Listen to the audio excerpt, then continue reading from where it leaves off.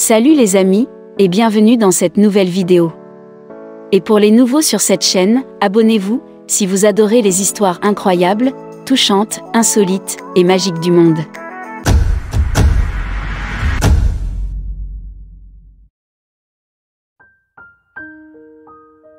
Cette famille ingrate, vivant grâce à l'aide sociale, réclame une maison de 6 chambres. Le système de sécurité sociale représente un ensemble de mesures qui visent à protéger les individus et les couvrir matériellement contre les risques sociaux. Entre autres, pertes d'emploi et maladies sont couvertes par ce système. Si le tout découle d'une intention noble, cela n'empêche pas certains individus d'essayer d'en profiter. Cette famille a provoqué l'indignation en Angleterre en demandant une maison à 6 chambres. La sécurité sociale est une nécessité pour toute société développée. À l'image de ce couple qui souhaite que l'État finance leur mariage, les histoires de ce genre ne manquent pas de faire souvent l'actualité et de provoquer l'indignation.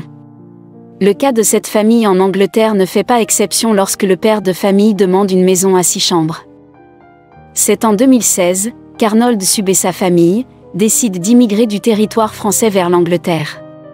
Arnold suit des cours de soins infirmiers en santé mentale à l'université, des études totalement financées par la NHS, le système de santé publique au Royaume-Uni. Il est question d'un coût annuel de 27 000 livres, soit 30 500 € pour un diplôme de 3 années. Arnold explique à un journal anglais qu'il avait l'intention de faire le voyage seul, pendant que sa femme et ses 8 enfants restaient à Paris durant ses études. Toutefois, son épouse ne pouvait pas le faire, selon le père de famille, et il a donc été décidé que toute la famille fera le voyage. Rapidement, les frais s'accumulent pour le père de famille. Il serait venu en Angleterre avec près de 17 000 € qu'il avait mis de côté, une somme qu'il a totalement dépensée au bout de 3 mois selon lui. C'est donc après cette période que le père de famille décide de demander un logement au système de sécurité sociale anglais. La famille a été provisoirement logée dans un hôtel le temps de trouver une solution. Or après 4 mois, le père de famille a refusé plusieurs offres, dont une maison à 4 chambres et une autre à 5. Le père de famille souhaiterait en effet une maison avec 6 chambres. Ils ont qualifié leur maison du conseil de 3 chambres, de pire endroit où ils aient jamais vécu. Mais Arnold et Jeanne Ball Subb, qui ont rejeté 3 offres d'une plus grande propriété financée par les contribuables, ont grandi dans des conditions qui font ressembler leur maison à un palais, peut révéler le mail envoyé. Le couple né au Cameroun, qui a 8 enfants, a passé une grande partie de sa jeunesse dans des bungalows exigus sans eau courante, et seulement le partage d'une cuisine et de toilettes extérieures avec d'autres familles. La famille vivait dans cet immeuble de 2 chambres, avec douche et toilettes extérieures à Buea, Cameroun. La famille de cette personne de Madame Subb s'est entassée dans une maison de 2 chambres louée 35 livres sterling par mois. Avant de migrer vers l'Europe au début des années 2000, le couple vivait à Buea, dans le sud-ouest du Cameroun. La maison d'enfance de Madame Subb se trouve à l'ombre d'un volcan actif au bout d'une piste de boue, où plusieurs familles vivent dans un complexe de 6 bâtiments de 2 chambres. Des fils emmêlés sont tendus à travers la cour, attachés à une planche de bord cassée sur l'ancienne maison de Madame Subb, qui est construite à partir de parpaings et de tôles ondulées.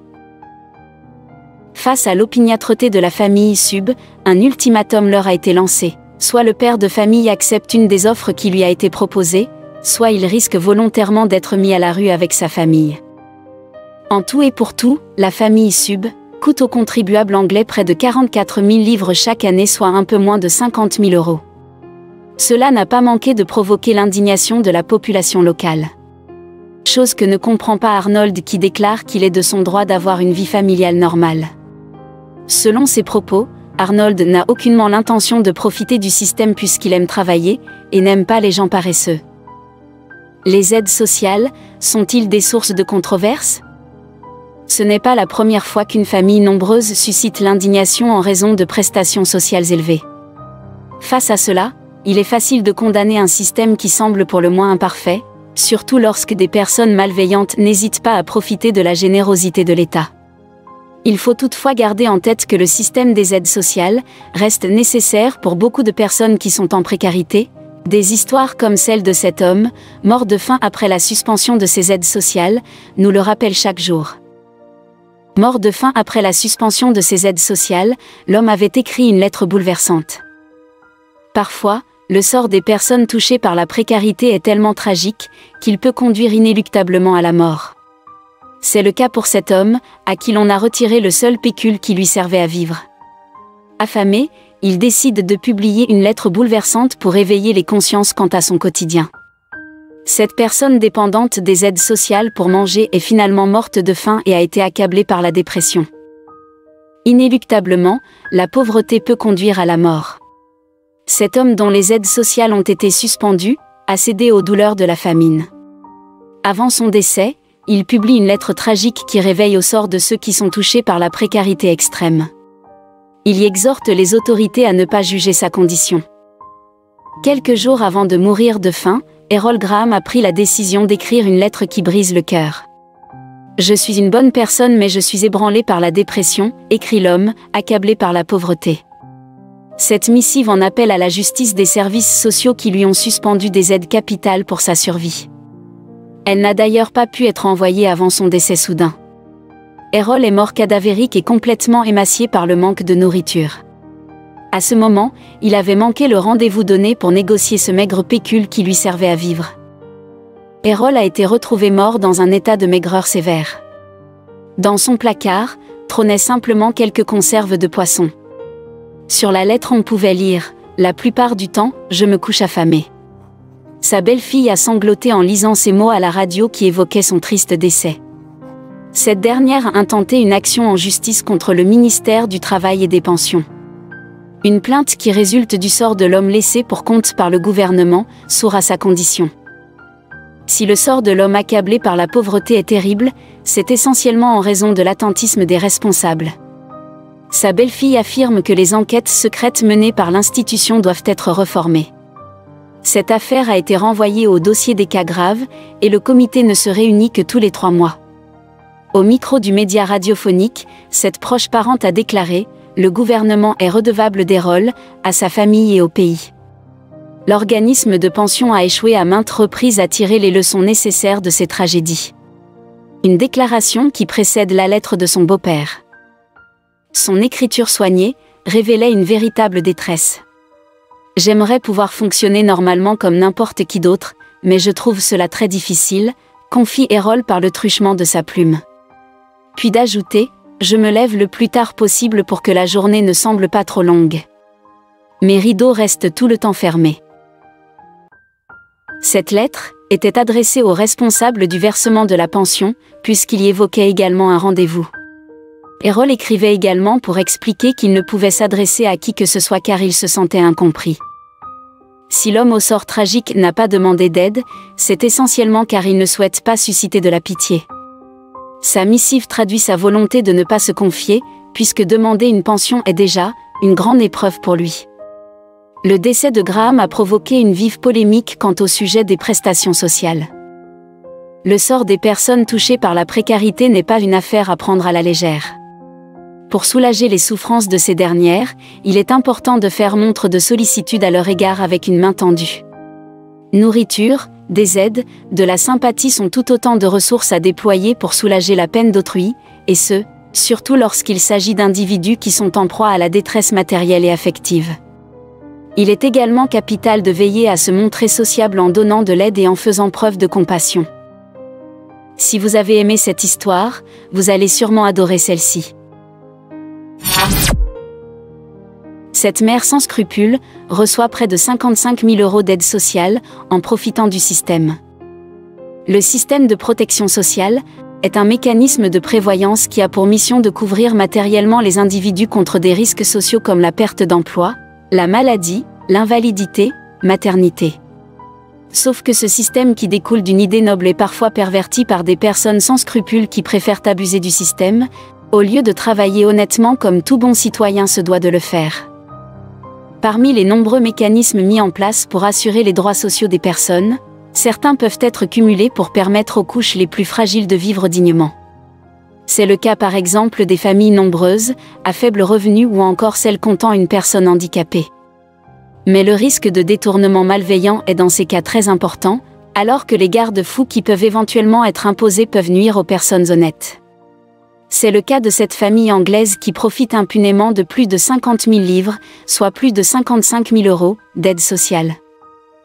Cette histoire est celle de la famille Fennessy Sharp, dont la mère a choqué toute l'Angleterre à la suite d'un entretien accordé au magazine Closer. Stephanie et son partenaire Ian sont les parents d'une fratrie de 10 enfants, 3 sont issus d'un précédent mariage de la mère, et les 7 autres du père. La famille vit au Kent dans une grande maison de banlieue de 5 pièces avec garage et jardin. La maman a arrêté de travailler depuis qu'elle a eu son 2e enfant, alors que le père a quitté son poste d'ouvrier il y a 20 ans, en raison d'une migraine qui l'empêchait apparemment de travailler.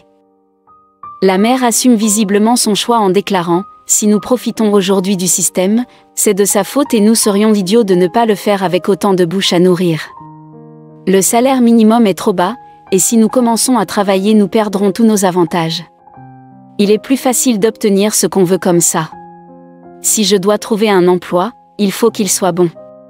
Pour le moment, je tire parti du système. » En raison de son handicap, Ian reçoit une indemnité pour incapacité de 65 € par semaine alors même que son mal de tête est épisodique, une migraine toutes les 3 semaines. Cette maladie permet à la maman de 29 ans, et qui est en bonne santé, de profiter du titre de soignante qui la soustrait à l'obligation de chercher du travail pour ne pas perdre ses droits sociaux. Mais ceci n'est que la partie visible de l'iceberg.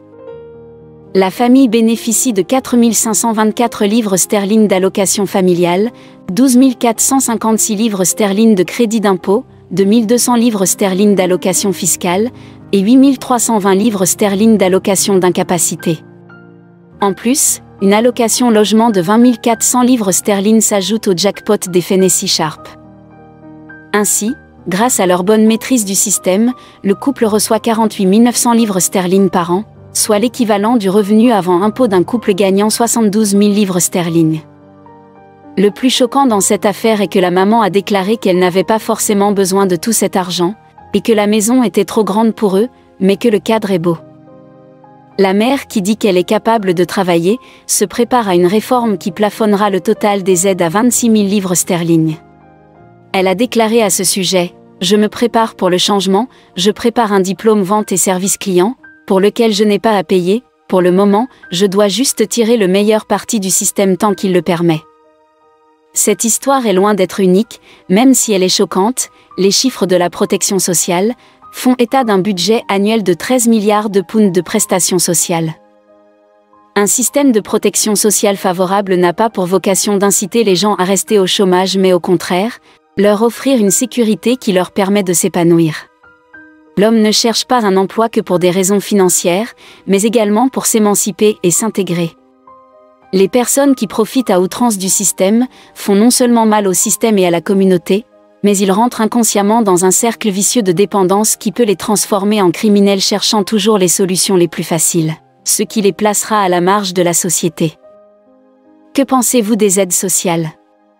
Répondez en commentaire, et surtout n'oubliez pas le pouce bleu à la vidéo.